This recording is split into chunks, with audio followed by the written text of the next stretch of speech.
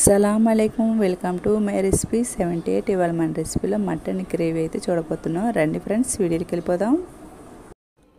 Mutton వచ్చి కేజీన్నర ఇలాగ clean చేసి తీసుకోవాలి. అలాగే స్టవ్ మీద ఒక కుక్కర్ పెట్టేసుకోవాలి. కుక్కర్ పెట్టేసుకున్న తర్వాత ఆయిల్ వేసుకోవాలి. ఆయిల్ ఇట్టాక కట్ చేసిన ఉల్లిపాయలు వేసుకోవాలి. ఉల్లిపాయలు వేసుకొని కొద్దిగా బ్రౌన్ సైడ్ వచ్చినంత వరకు మనం ఫ్రై చేసుకోవాలి. ఇలా బ్రౌన్ సైడ్ అయిన తర్వాత ఒక 2 టేబుల్ స్పూన్ అల్లం వెల్లుల్లి పేస్ట్ వేసుకోవాలి. ఫ్రెష్గా నూరుకున్న అల్లం వెల్లుల్లి పేస్ట్ అయితే వేసుకొని కొద్దిగా వాటర్ వేసుకోవాలి. వాటర్ వేసుకొని మనం అల్లం వెల్లుల్లి పేస్ట్ పచ్చి వాసన పోయేంత వరకు మనం ఫ్రై చేసుకోవాలి. ఇలాగ బాగా పచ్చి వాసన అంతా పోయి బాగా వేగిన తర్వాత మనం క్లీన్ చేసి పెట్టుకున్న మటన్ తీసుకొని మనం ఇందులో వేసుకోవాలి. ఇలా వేసిన తర్వాత మనము కొద్దిగా ఉప్పు వేసుకోవాలి. అలాగే ఒక 1/2 టేబుల్ స్పూన్ పసుపు కూడా వేసుకొని బాగా కలుపుకోవాలి. ఇలా బాగా కలుపుకున్న తర్వాత మనము ఇప్పుడు కుక్కర్ మూత పెట్టేసుకోవాలి. కుక్కర్ మూత పెట్టుకున్న తర్వాత ఒక 4 విజిల్ వచ్చేంత వరకు అయితే మనం పెట్టేయాలి. ఇలాగే ఈ సైజులో ఒక 3 ఉల్లిపాయలు 3 టమాటాలు తీసుకొని ఇలా కట్ చేసుకోవాలి. అలాగే ఇప్పుడు మనం స్టవ్ మీద కళాయి పెట్టుకొని కొద్దిగా ఆయిల్ వేసుకొని కట్ చేసిన ఉల్లిపాయలు వేసుకోవాలి. కట్ చేసిన ఉల్లిపాయలు వేసుకొని కొద్దిగా సాల్ట్ వేసుకొని మనం ఫ్రై చేయాలి. ఇలా సగం ఫ్రై అయిన తర్వాత మనం కట్ చేసుకున్న టమాటాలు కూడా మనం దీంతో పాటు వేసుకోవాలి. ఇప్పుడైతే ఇలాగా బాగా మగ్గనివ్వాలి. ఇలా బాగా మగ్గిపోయిన తర్వాత మనమైతే స్టవ్ ఆఫ్ చేసుకుందాము. ఇప్పుడు చల్లారనిద్దాము.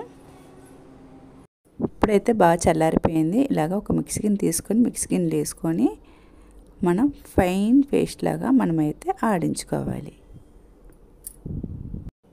చూసారా ఇలాగ ఉండాలి. ఇప్పుడు మనం ఇది పక్కన పెట్టేద్దాము. ఇప్పుడైతే మటన్ చూద్దాము.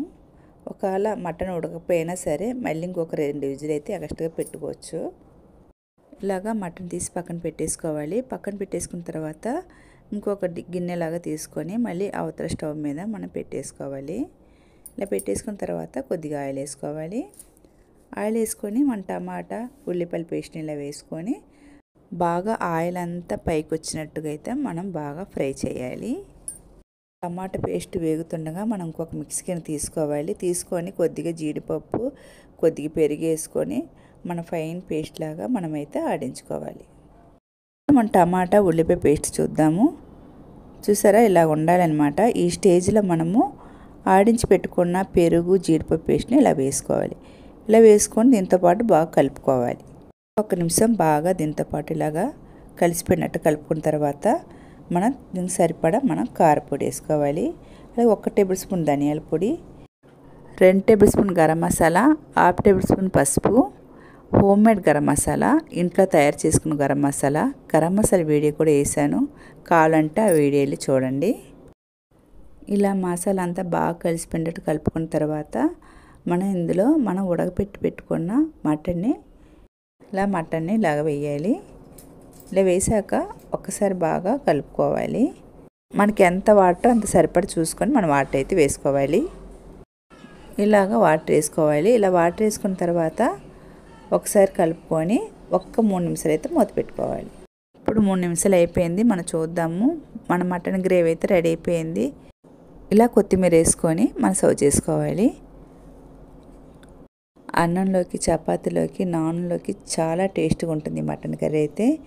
అలాగే మీకు నచ్చితే కనుక ఒక లైక్ అయితే ఇవ్వండి. మీరు ఇచ్చే లైక్ వాడైతే నా రెసిపీ అయితే ఇంకా ముందుకెళ్తుంది. నా రెసిపీ కనుక నచ్చితే కనుక లైక్ చేసి షేర్ చేసి అలాగే సబ్స్క్రైబ్ చేసుకోండి.